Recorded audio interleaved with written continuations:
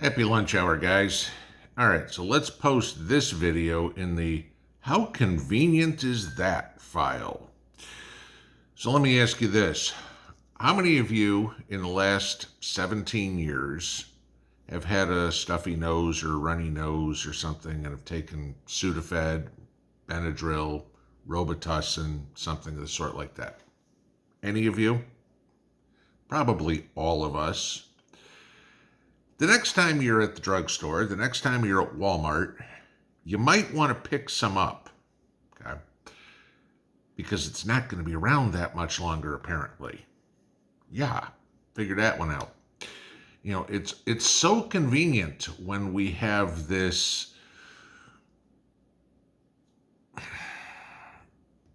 virus going around that, we've got to panic about.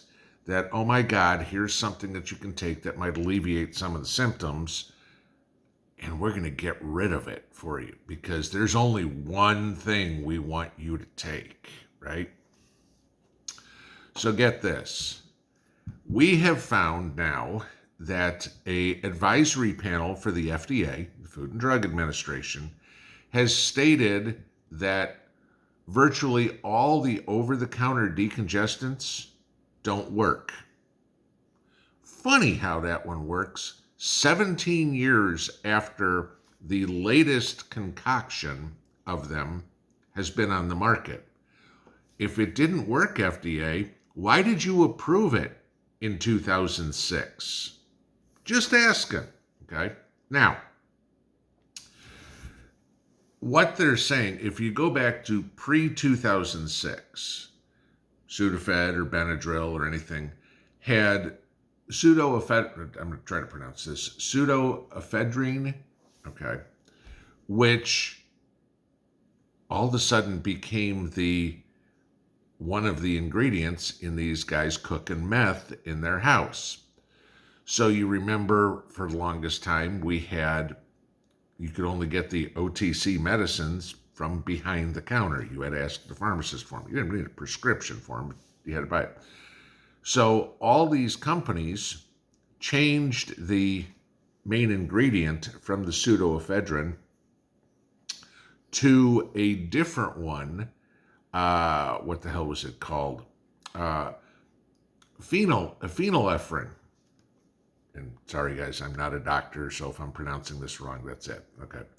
But now, that's what the main ingredient's been since 2006, so 17 years ago. And now the FDA is going to come out and say that none of these work. So they want it all removed from the store shelves. Yeah, okay. So no more Sudafed, no more Benadryl, no more Robitussin, no more trying to get rid of that congestion you have, whether it's a cough, whether it's a runny nose, whatever it would be. But hey, you know what? Go in and get your 87th booster because that's what'll help you.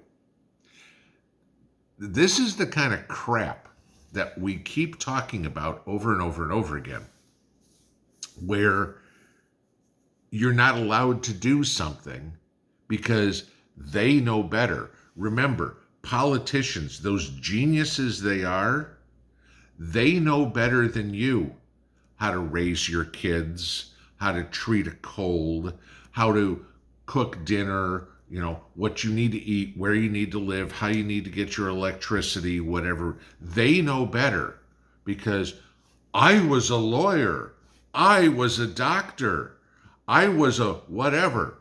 And the key word in that sentence every time is was. If you were such a good doctor, if you were such a good lawyer, if you were such a good whatever, why in the hell aren't you still a doctor, a lawyer, or a whatever? Okay? You weren't a good one. You couldn't make it in the real world. So you decided to go get a job where you didn't have to have any skills. You just had to talk. Okay? And you wound up a politician. Right? I mean, you following me with this one? This advisory panel to the FDA, is just absolutely ridiculous. And again, I'm gonna ask my same question. if 17 years later it doesn't work, why the hell did you approve it in the first place? Oh, I seem to remember something else out there that doesn't work, but got approved in the first place. Funny how that works, isn't it? What's the matter? There aren't enough kickbacks from the companies that make Sudafed or Benadryl or Robitussin or pick something, I don't know, NyQuil, Dayquil, whatever the hell it would be. They aren't putting enough money in Joe's pocket. They aren't putting Schumer's grandkids through college. They can't donate money to the Lincoln Center. What's the problem here? This is all a ruse.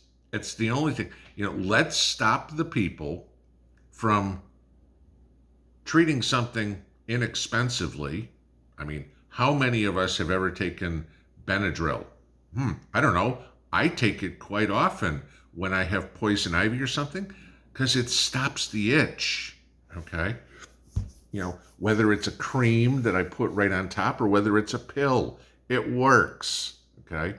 How many of us have had a runny nose or a cough or something and taken Robitussin before we go to bed? Robitussin DM, Robitussin this. There's all the different concoctions to whatever. It's going to treat this symptom or this symptom or this symptom. And you buy it and you feel better. I mean, I know there's plenty of times in my life that if it wasn't for NyQuil and Dayquil, I wouldn't have made it to work the next day. But you know what? It worked. But a dozen or however many people were on this advisory panel go, hell, nobody's greased my palm lately, so let's take this off the shelves so that the people they have to go see one of our approved professionals and get strong-armed into taking something that we have approved, right? Just saying, okay? I want you to think about this.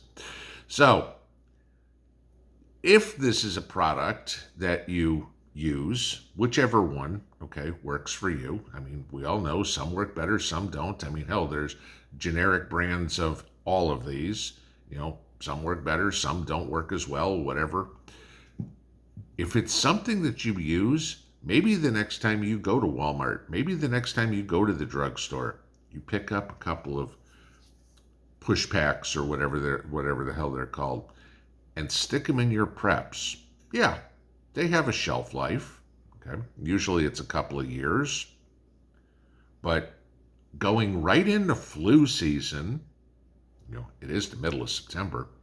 Going right into flu season, the FDA is now saying, maybe we should take this stuff off the shelves. Isn't that interesting? I'll link the article below. You can take a read of it. It's kind of interesting because, of course, the liberal media is right on board, okay? NBC News, their patient advocate, this drug in the oral dose should have been removed from the market a long time ago. Really? Because the last time I checked, what determines whether or not a product pretty much gets shelf space in a store is if the people buy it. And if it works for the people, they continue to buy it. If it doesn't work for the people, they stop buying it. And if nobody's buying something, the companies stop making it. Now, you can't tell me that the marketing for Sudafed or Benadryl or Robitussin has been so stellarly good that it snowed an entire country for 17 freaking years. We're wise to you, deep state. You ain't pulling this crap with us anymore. We'll do what we need to do. And if this is a product that we want to buy, we'll continue to buy it. Because rather than get rid of the products from the shelves, we need to get rid of your butts from those seats. Pinball out.